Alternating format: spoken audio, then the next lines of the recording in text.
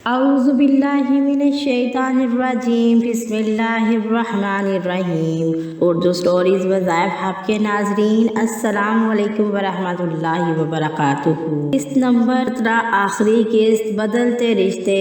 رات کا پہر، گھڑی کی ٹک ٹک اور ارشد کی تنہائی اسے سونے نہ دے رہی تھی۔ ایک عجیب سی گھبراہٹ ارشد کو پریشان کیے جا رہی تھی۔ ارشد نے کال اٹھاتے ہوئے موبائل کان پر لگایا۔ سر جی آواز سن کر ارشد متوجہ ہو گیا ہے۔ اتنی رات کو کال کی، کیا ہوا؟ سب خیریت ہے نا؟ سر جی کچھ بھی خیریت کی خبر نہیں ہے۔ وہ کیا؟ وہ لگائی ہوئی ہے، سیدھا بتاؤ۔ ارشد تھوڑی طیش میں آ گیا۔ سر وہ فیکٹری جل کر راکھ ہو گئی ہے، آگ لگ گئی ہے اور سب کے سب ورکر جھلس گئے ہیں۔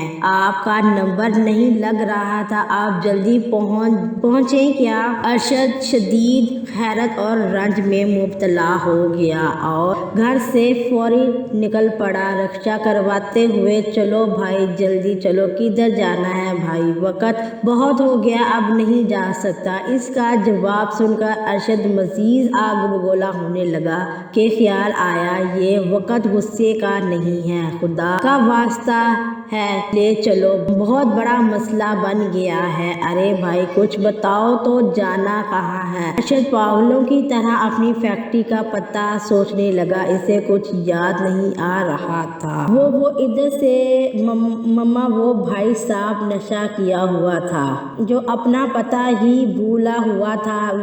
رکشے والا ارشد کو ناگواری نظروں سے دیکھتا ہوا بڑبڑا رہا تھا۔ بھائی صاحب آپ چلو میں بتاتا ہوں۔ ارشد اس قدر کنفیوز ہو چکا تھا کہ اسے سمجھ نہیں آ رہا تھا۔ پاگلوں کی طرح سر کھجاتے ہوئے 2 منٹ چپ رہنے کے بعد رکشے والے کو ایڈریس بتاتے ہوئے بولا، اچھا اس فیکٹری کی بات کر رہے ہو جو نہایت گھٹیا انسان ہے۔ ارشد کو جب یہ الفاظ سننے کو ملے تو اپنا منہ چھپاتے ہوئے کہنے لگا، کیا مطلب؟ کوئی مطلب نہیں صاحب، اس کی فیکٹری کو لگ گئی ہے، وہ بڑا بدنام ہو چکا ہے، اپنی بیوی کو بھی غلط کرنے پر مجبور کرتا ہے۔ تم کیا لگتے ہو اس کے؟ میں تو کچھ نہیں لگتا، البتہ ہمارے محلے میں ایک چوکی دار ان کے گھر میں کام کرتا تھا کہ اس نے اس کی بیٹی کے ساتھ بہت غلط کیا تھا، بیچارے کچھ کر نہیں پائے، بہت غریب جو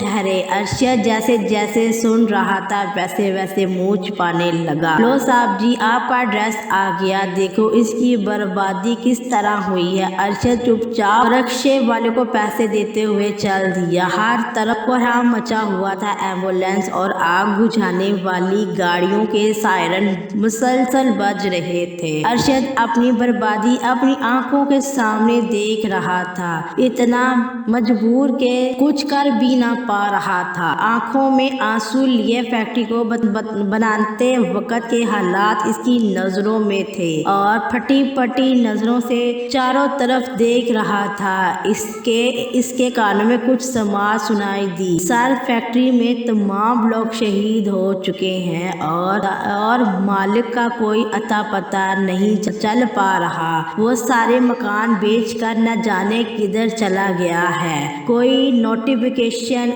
شاہد اپنے بڑے افسر سے بات کر رہا تھا، سر یہاں کی صورتحال بہت ہی گمبھیر ہو چکی ہے، ہمیں تازہ دم دستے کی فوری ضرورت، اور پولیس والوں نے رپورٹ کر دی ہے، ادھر سے چلا دیا۔ ارشد گھر میں واپس آیا، پانی پینے کے بعد خود کو جسم بے جان پایا، صبح کب ہوئی اسے پتہ ہی نہ۔ دروازے پر دستک پر دروازہ کھولنے پر پولیس والوں کو سامنے پایا، ہتھ کڑیاں لگوا لی، چپ چاپ پولیس وین میں بیٹھ گیا۔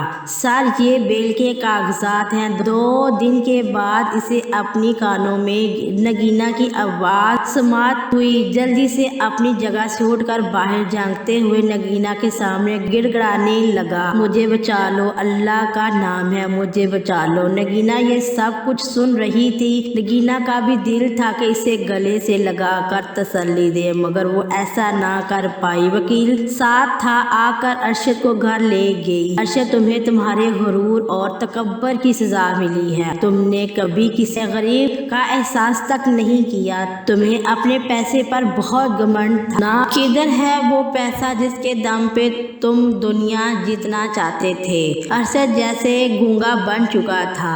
देख लो अब खुद अपनी आंखों से क्या कुछ हो गया है। ये सब इसलिए हुआ कि तुमने इंसान को इंसान ना समझा। मुझे माफ कर दो, मैं अपने अल्लाह से माफी का तलबगार हूँ। तुम लौट आओ मेरी जिंदगी में, बस लौट आओ। नगीना के कंधे पर अपना सर रखकर नदामत के आंसू बहाता हुआ ये अरशद था जो आज सब कुछ गवा बैठा था।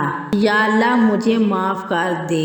अरशद इसके बाद अगर कोई भी हरकत की ना तो गला दबा दूंगी। और ये पकड़ो मुन्ने को बाजार ले।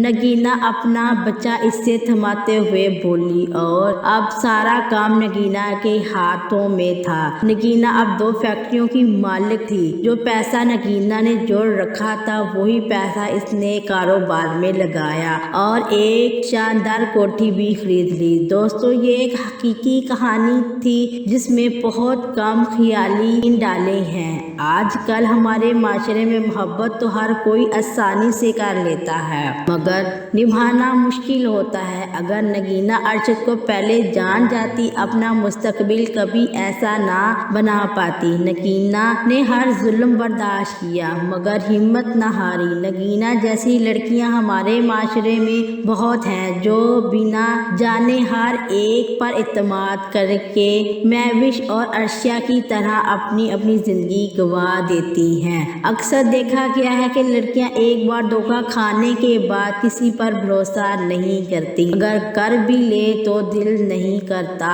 इसमें सारा कसूर मर्दों का होता है। हरगिज नहीं। अगर औरत ना चाहे तो मर्द औरत छू तक नहीं सकता और ना ही इसके करीब आ सकता है। मर्द को इशारा मिलता है तो वो औरत के करीब जाता है और अंधे को 2 आंखें ही चाहिए होती हैं। हर मर्द खराब नहीं होता, हर औरत खराब नहीं होती। बस बात इतनी सी है कि एक बार धोखा मिलने के बाद मर्द दूसरी औरत को और औरत दूसरे मर्द को धोखे देती है। उम्मीद करती हूँ कि आपको ये कहानी बहुत ज़्यादा पसंद आई होगी। अगर आप इस चैनल पर नए हैं प्लीज़ चैनल को सब्सक्राइब कर दें, लाइक एंड शेयर कर दें। मैं इस तरह की बहुत सी कहानी और वज़ाइफ डेली बेस पर अपलोड कर रही हूँ। अस्सलामु अलैकुम वरहमतुल्लाहि वबरकातुहू।